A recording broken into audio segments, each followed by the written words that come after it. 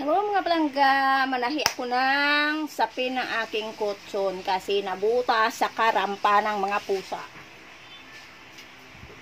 Ito makina ko maliit Cute, diba? Isaksak ko muna siya.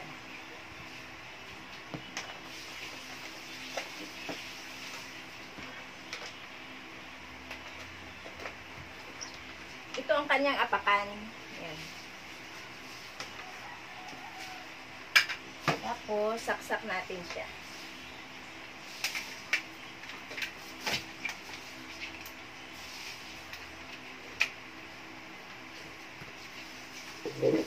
Simple lang, di ba? Ang dali lang manahi. Kasi ayan nagkarapigtas nawarat. Sino may butas na braid dyan sa kapante? Dalhin mo dito, tahiin ko.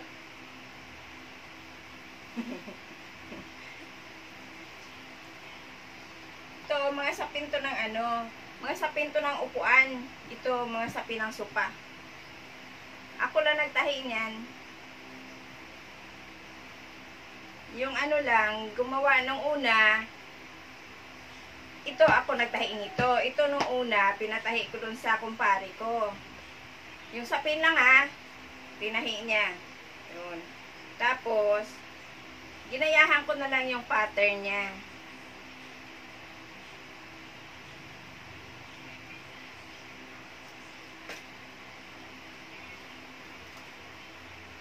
Kasi pag mayroon ka nito, kunting mga butas-butas ikaw na lang magtahi, hindi mo na kailangan dalhin pa kung saan.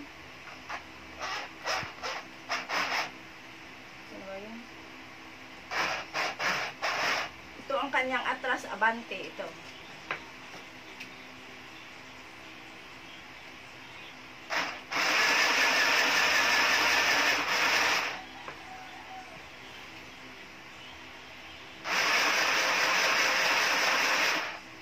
Binili ko to, nag-sale dati to siya buy one take one. Ngayon, binigay ko yung yung isa, binigay ko na sa kapatid ko. Sa ngayon, sa maang palad nga, hindi na sila gumagana. Yung kanya. Aywan ko ba? Ang bilis masira yung sa kanila.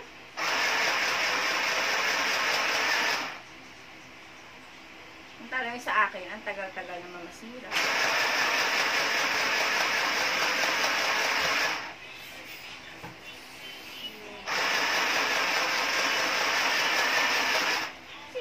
Kailangan pag mayroong maganito, hindi mo na kailangan tumakbo sa hindi mo na kailangan tumakbo sa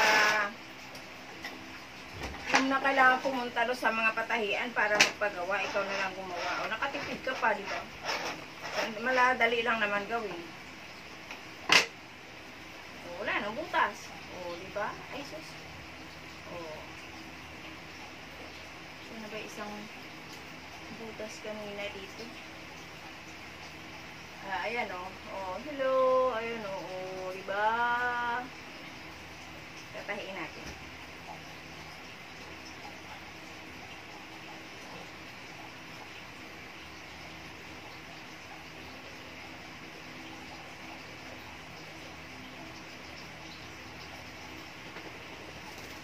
Hoy, anak ko, saan ka na naman nanggaling? Bakit ka na naman basa? Ay nako. Yung aso ko, basa na naman.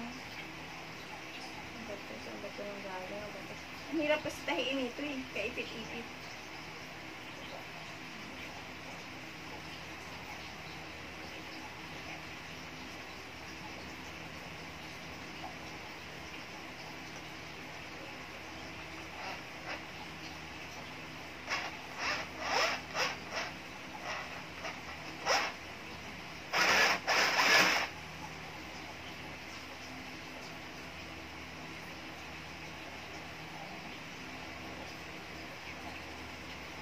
Tatlong kasi ito, tatlong patong.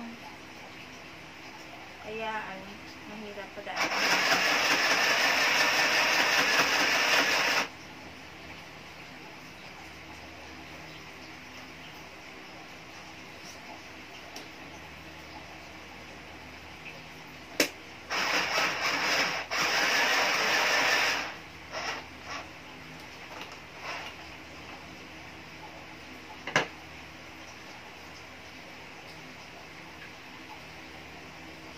Hanap pa tayo ng mga butas-butas.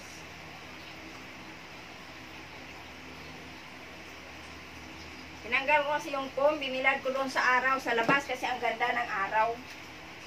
Diba?